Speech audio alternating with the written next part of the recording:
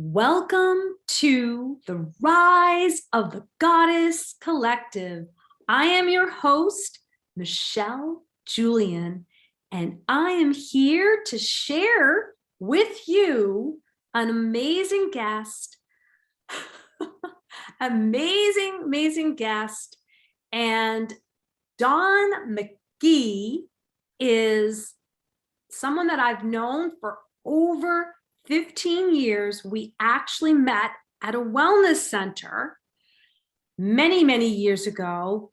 We were just discussing how many years ago it was, and we still can't believe it's been that many years. And we stayed connected through the online world.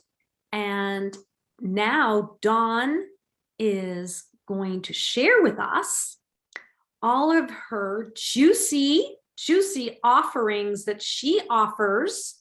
And we're going to talk about how she so powerfully has and very elegantly has pivoted and innovated during this crazy pandemic that we're kind of sort of still in. Let's just all say it and own it. We're still in it, even though we are able to see each other and go out and be about. We're still in this pandemic with masks or vaccinations and all of the things. And, you need to be creative with this, because if you were ever doing anything offline and meeting, that kind of quickly ended last year by like March and April. And we really have not returned to what everybody says, which is normal. I don't think there is going to be a normal. I think what's going to happen is we're going to move forward and try to do better, to be better and do better and collectively support each other. Because if there's anything the pandemic has taught us all, is we are not separate. You're all one. We all want the same thing. The main thing is connection and really aligning ourselves with people that have the same value system. And I really think that that's really an easy thing to achieve. So I am so excited. Dawn's here. She's just smiling with me, and we will be sharing this podcast on Facebook and Instagram and LinkedIn and YouTube, so you can see it, and you can also listen to it while you're doing the dishes or cooking a meal, which Dawn loves to talk about as well. So Dawn, why don't you introduce yourself to the Rise of the Goddess Collective podcast listeners? Well, thank you, Michelle. Thank you so much for having me on as a guest today. I appreciate it. I love to talk about food. I love to talk about putting fun back into being healthy, because I think, we got so far away from that. Everybody thinks that being healthy means you have to give up all your fun. And I'll talk about some very fun things that we did to pivot during the pandemic when everybody was home and sitting behind a computer screen. Instead of going out to gather, we all started gathering online, and people started having Zoom fatigue, which is a real thing. So we tried to innovate in ways to make it more fun and not seem like you were just sitting there staring at each other over a screen. So I thank you so much again for having me on. I am a nutrition evangelist. I am super passionate about healthy food, nutritious food, and fun while we're doing it. So I'll share with you just a little bit about my pivot during the pandemic. I partnered with two other amazing women, a personal chef and a wine consultant, and we created these series of events called Perfect Pairings. And they started off as a virtual cooking experience where we'd all cook together in the comfort of our own kitchens. And then we would taste wine with our food, and we would learn about pairing food with wine. And at the same time, you're wondering, well, Dawn, what are you doing there? I would explain how this all fits into a healthy lifestyle. It's not a cheat and it's not a treat. It's part of our lives. We should all enjoy good food and good wine and be able to enjoy each other's company and do that all while maintaining a healthy, happy lifestyle. So true. It's so true because, I mean, I believe that certain people feel like, oh, I can't have like wine, or I can't have dessert, or I can't have chocolate. And I come from background of overeaters. My father's Italian, my mother was Irish, and we always had pasta on the table and bread, even garlic bread, because that's how my dad grew up. And my mom, she grew up on, just eggs and chicken and, some kind of Irish bread or something like that. And so I think, it's the programming of, oh, you're not supposed to eat carbs anymore, or you're not supposed to have sugar, like the sugar is the devil. So I think it's great that you're really kind of showing people like, this is just like a natural way to integrate it. And if you don't want to drink wine, great. If you don't want to have a sweet, great. But guess what? You actually can have fun with food. And I think that people need to know that. It doesn't have to be so serious. Oh, absolutely. And it's funny because I guess I grew up in a similar household style.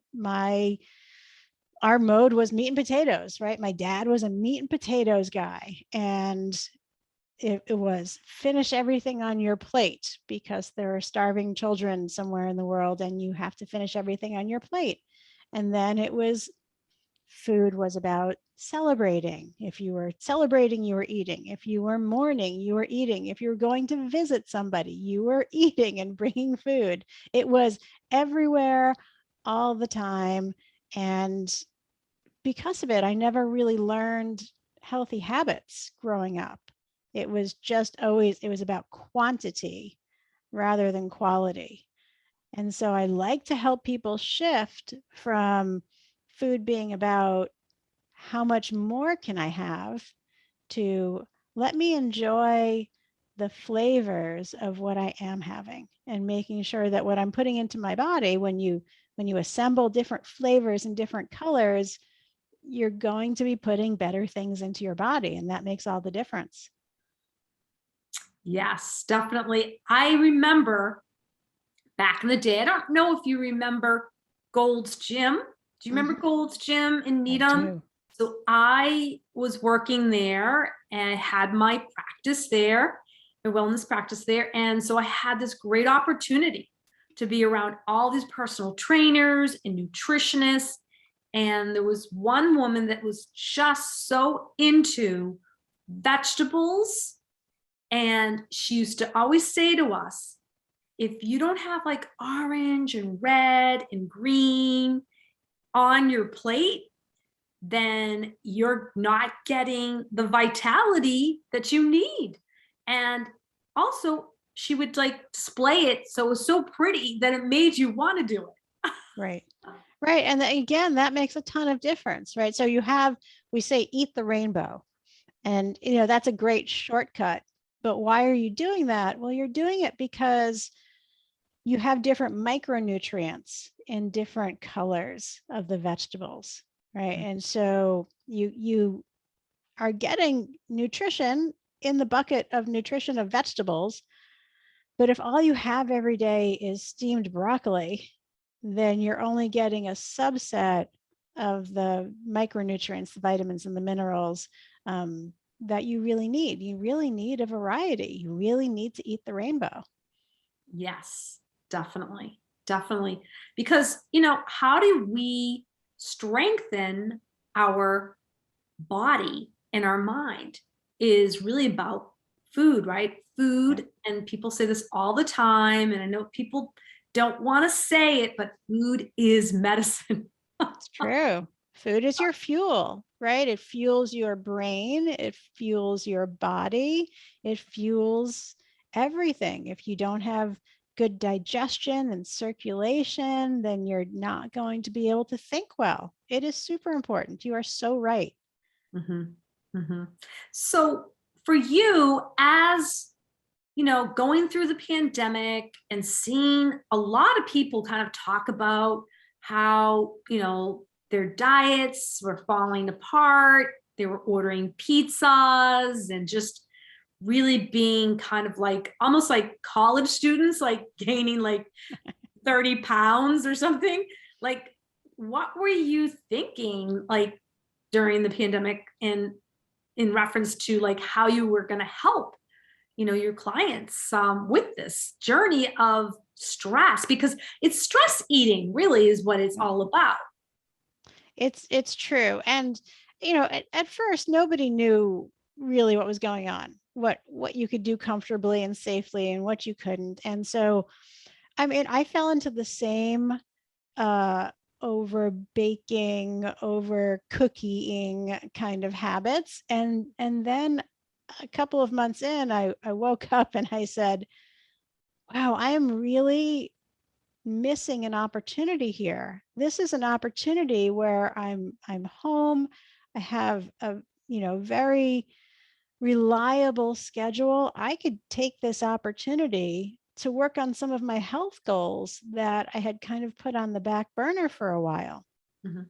And so, you know, I started, and I'm super fortunate. I have workout equipment in my house. I have space to work out. You know, I realize that not everybody is as fortunate, but I restarted because my gym was closed. I restarted my morning workout habit. I would go downstairs to my basement.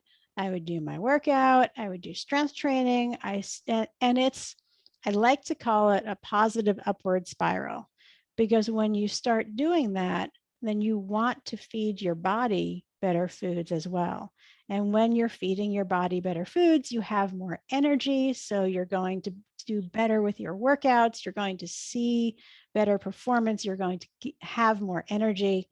So I started getting on the positive upward spiral rather than the baking and cooking and whatnot kind of thing. And so I thought about how could I help other folks shift their mindset so that they look at this as an opportunity to get healthier rather than a way to simply eat their feelings and to mask the stress with a little bit of, you know, extra pasta and pizza and cookies and wine and so on and so forth. And that's really how Perfect Pairings was born. You know, we wanted to put out an example where you can have great food and great wine and really enjoy it without it derailing your health goals. And I should really add that one of the things about the wine that we feature during these Perfect Pairings events is that they're clean crafted wines. So wines do have a lot of additives, a lot of wines that are imported into the US. And so these are wines that are biodynamically farmed, they're organic, they don't have the extra additives and the preservatives. And when you wake up the next morning, you notice the difference because you don't feel like, oh, I had wine last night. You just feel like, oh, I feel good. And so it's not just about fitting in what you want in moderation. It's about the quality of what you're putting into your body at the same time. Have you found Sounds that? like, yes, it sounds like a lot of goddess wisdom coming through you and sharing this with the audience. And how how did you yourself come to this journey of wellness? I think my audience would love to hear like how your journey started with this wellness journey. it's fascinating, really, because there was no light bulb moment, like nothing went off over my head that says, Dawn, you must follow this journey. It was really more following a trail of breadcrumbs. And that I can go back throughout my life and find different moments that nudged me in the direction of wellness. And Mhm, there are a couple that I'll share with you if we have a few minutes. mhm, Um, when I was in college, and I was a senior in college, and my friends took me skiing for the very first time. And I will say my bindings didn't pop, but my knee did. And so learning how to, rehab from that injury sort of brought me into the gym in a much more mindful way for looking for specific results. And I realized that when I was eating better and treating my body better and, maybe a little bit lighter on my feet, my knee felt better. And so that was a little aha moment, right? And then as time went on, I didn't really think too much about it, but I did develop a good gym habit. My eating was sort of up and down. But then I have a wonderful 17-year-old son. When he was born, I kind of struggled to lose the baby weight. And when he was about 6, I was having lunch with my friend Carol, who I adore. She is one of those tell it to you like it is kind of friends that everybody needs. And I said, I was really struggling to lose my baby weight. And my friend Carol, who I love dearly, said to me, oh, honey, he is 6. It is not baby weight anymore. And I, and I thought, well, it's my weight. I'll call it what I want to. But at the same time, I also thought, boy, I'm in trouble now. I got to think of something else. And that sort of opened me up to a journey of learning more about food and how I could feed my body better, and what to do to feel healthier, because I was dragging myself around at that point. I wasn't sleeping as much as I should, and I wasn't eating as well as I should. And so I started to learn about that, and I met a wonderful mentor who owns Venice Nutrition, and I was inspired to get my nutrition certification through them. And that's when I really learned about all of the mechanisms inside the body, about how we process things and how we use our food for energy and what our digestion does. And I will not bore you with all of the hormones and the science and all of that stuff, but it is fascinating, and our bodies are amazing. But we have to feed them good stuff if we want them to perform in a good way. And so that was a really interesting beginning of this chapter of my life. So basically, would you say that you learned how to discern like the things to eat with this knowledge? So I would say that I absolutely learned a lot about the art of discernment. And some of the things that I learned are so simple in practice, because if you think about the way a baby eats, right? A baby feeds every 2 to 3 to 4 hours. They have this perfect mix of whether it's breast milk or formula, but it's this perfect mix of protein and fat and carbs. And they eat when they're hungry, and they stop when they're satisfied. And so learning to get back in tune with that natural rhythm has really made all the difference, which is not to say that I'm drinking formula. I am eating real food and I love my wine, but I eat smaller meals every 3 to 4 hours, and they always have protein and fat and carbs, because, and I'll bore you with a little bit of the science, right? They all get digested at different rates. So the proteins will get carbs will get digested fastest and first, and then the protein will get will take a little bit longer to get digested, and the fat will take the longest to get digested. And so if you have a blend of all three, you will be satisfied for 3 hours, and then it's time to eat again. And it keeps your blood sugar stable, which keeps your hormones stable. And that, I think we can all agree, it means a lot to us women. Absolutely. Absolutely. I totally understand and relate to the 3-hour increments of eating. It's always been the best way for me to really control the blood sugar crashes that happen. And they do happen. And I think it's finding that awareness of like, oh, I'm tired because I didn't have any protein in my last meal, or oh, I'm tired because, I don't think I had enough like fat type of food. Like I learned that almond butter and having almond butter with like an apple was a great way for me to have a snack because you have the complex carb and you have the fat. So that in itself was that like, oh my God, this is so easy to do. And that way too, I think the audience probably would love to hear this, is you have less tendency to overeat when you know you're going to eat a couple hours later too. Absolutely. That is an amazing tip that you just shared, because there are a couple of things, right? So if I have this big meal in front of me at a restaurant, I'll eat until I'm satisfied, and then I'll be like, but I don't want to give the rest up.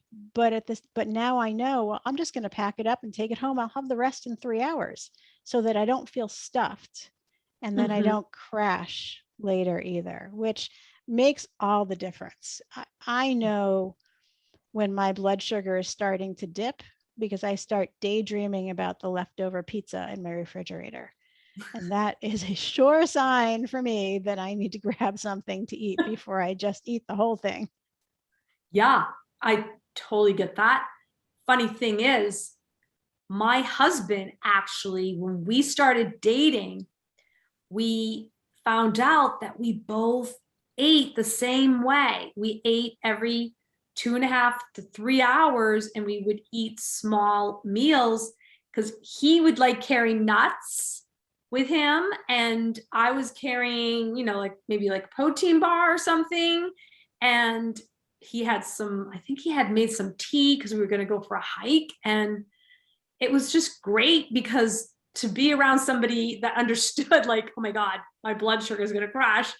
It was like, oh, great. I can definitely hang out with you. This is definitely a plus on the plus side, because that's what you do when you start dating. You like look at the list, you like plus and negatives.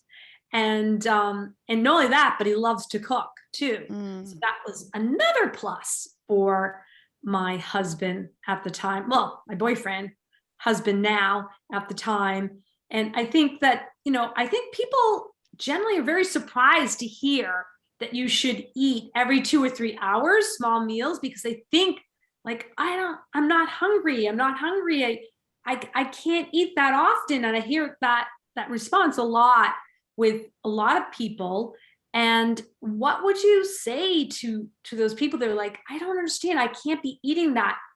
I can't be eating that often, like, because I'm just not hungry. So I'd ask them two things. One, to re-examine the size of the meals that they're eating, because if they're genuinely not hungry, then they may be eating a meal that is really large before that. And also to re-examine their mindset and how they feel about food.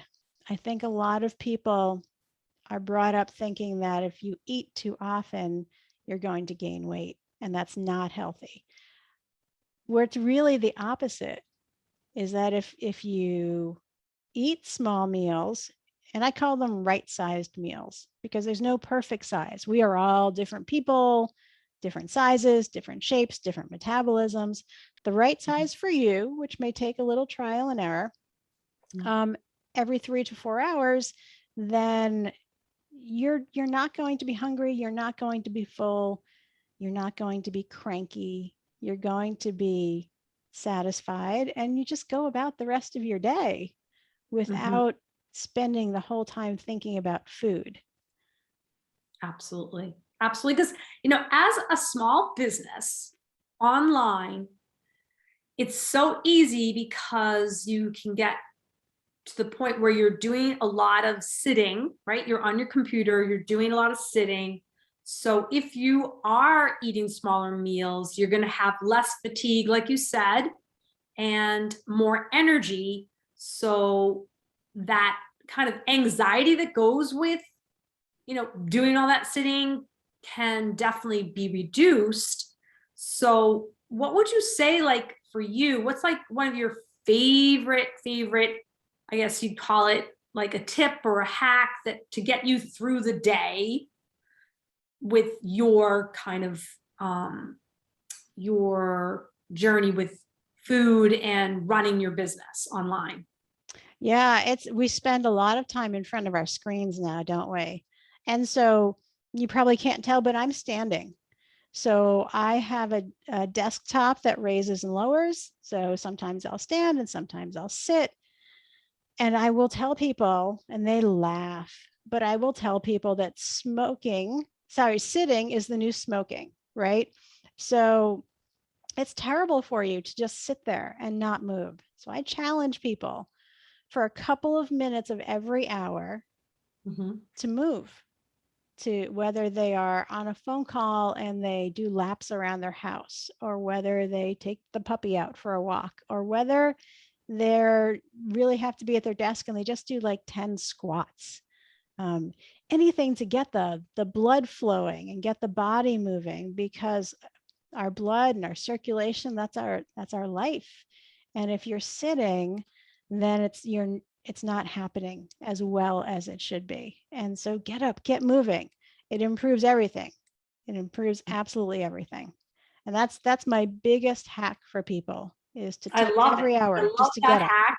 I think it's a great hack. And I think more and more people are starting to realize that. And I think companies were realizing that that's why they created these desks with the ability for people to stand and not, have that sedentary thing happen to them, because they don't really want people to get unhealthy, because then they'll get, situations where, they're not working efficiently, or, putting their all in because they're not feeling well, they get sick because they say basically when you're eating healthy, it prevents you from getting sick. And I think, that's another thing that we've all been aware of with the pandemic, that it's nice to hear all the wellness and nutritionists out there talk about how they can increase their immune system and eating certain foods. So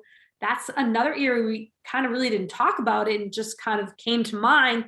What, kind of supplements would you like recommend, especially now with all the additional viruses kind of flying all around? It's a great question. And so my favorite answer to that is food is your foundation. It will always be your foundation, that no matter what amazing supplements you have, it can't replace having good food. So first of all, we start with good food is your foundation, eat the rainbow. And then I think it makes sense for people to look at how else they can add things to their daily diet to help them improve their immune system, their general overall health. And I think that there are a couple of things that I do tend to recommend. I do also say that there is no single universal recommendation for everybody. Everybody is unique. But there are a couple of things that I think are good for people to look at in a general sense. And one is, what is your antioxidant intake? Which again goes back to eating the colors of the rainbow. It's your fruits, it's your vegetables, it's these things with all of these micronutrients in it. And for most of us, I mean, gosh, here we are in the Northeast where we are about to go into root vegetable season, right? And so even if we are getting berries in the grocery store, they weren't grown locally, so we're not getting as much nutrition from them. So I think it does make sense to supplement with an antioxidant supplement. And then another thing that a lot of people don't get enough of are their omegas. If you're not having salmon 3 or 4 times a week, you're probably not getting enough omegas. So that's something for people to look at. Super important for our brain health. And I think we're starting to see the repercussions of that with, all of the cognitive and memory issues, right? The Alzheimer's, the dementia, the Parkinson's. And again, not promising any cures, right? But I think that it's, you want to start with a good, healthy foundation. And then the other thing for those of us who are in the, shall we say, the plus 50 set, things start to creak and groan a little bit more than we like to at some points. And I want to be active for the rest of my life. And so I take a collagen supplement because I feel like that helps me stay a little bit more limber and elastic. And people can make themselves absolutely crazy with supplementation. So I'm going to stop right there. Those are probably my top 3. I think those were great. I'm so glad you shared that with the audience. This has been such a juicy conversation, and I'm having all these wonderful ideas of collaborating with you for many months to come as we go through November and into January, the cold months, and it's going to be fun to share. You have some things going on right now.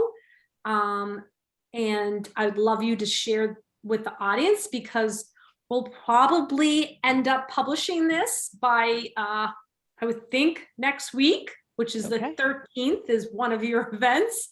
So it's good that you're putting some pressure on me to actually publish this sooner than later, because if I procrastinate, I could procrastinate for like at least more than 2 weeks. And it's nice to get something done, like record something and then get it done like by at least like by the next week, just because it feels good, right? That you're like, I'm actually moving forward with my podcast. Absolutely. Absolutely. I love to have events going on because people need something to keep themselves energized. So you're right. On the 13th, we have our Perfect Pairings Beer Dinner, our virtual gastropub with an Oktoberfest theme, which is so much fun. We are making German style meatballs with pickled cabbage and beets. And I can't wait, paired with 2 amazing local beers from Exhibit A Brewery in Framingham. And then on November 19th, our Perfect Pairings with wine, we are making Korean barbecue tacos paired with 2 really nice wines, a red and a rosé, which I cannot wait to pair and taste them with. And then if you're saying, Dawn, that's not really my thing. Ongoing, we have our Nitro Nutrition program, which is sort of your basic, let's talk about how to eat your protein, fat, and carbs every 3 to 4 hours in a way that makes you happy and gives you the information you need to put your food as your foundation. That sounds juicy and exciting at the same time. Tons of fun, tons of opportunities to improve your health. I think that it's really easy to take a time like this and throw up your hands and kind of give up and say, I'll start later. And I would challenge people to flip around their mindset and to think of this as an amazing opportunity to really dial in their health and to give themselves some loving self-care and to start to work on an upward track, because we can all do it and we'll all feel better for it. Absolutely. Absolutely. Thank you so much for coming on the Rise of the Goddess Collective podcast. And we will be sharing juicy, juicy things from this podcast. We're going to share the links. We're going to share all kinds of opportunities for you to work with Dawn and, find out more behind the scenes of like how she does it all with you learning how to eat healthy. So before we end, to say goodbye, what are the last thing you'd like to leave with the goddesses that are listening? Well, Michelle, thank you again for having me on today.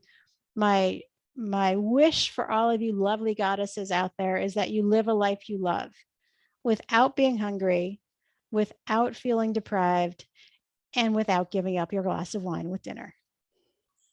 Love it. Love it. Your activation is our activation. Have a great, great day.